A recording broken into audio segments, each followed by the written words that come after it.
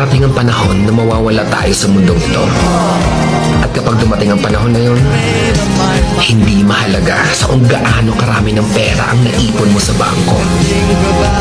Hindi rin mahalaga sa kung gaano ka successful sa trabaho or sa business mo. At lalong hindi mahalaga sa kung gaano kaganda ng mukha at ng katawan mo. Dahil ang mahalaga pagdating ng panahon na yun ay ang sagot sa tanong na naging masaya ka ba?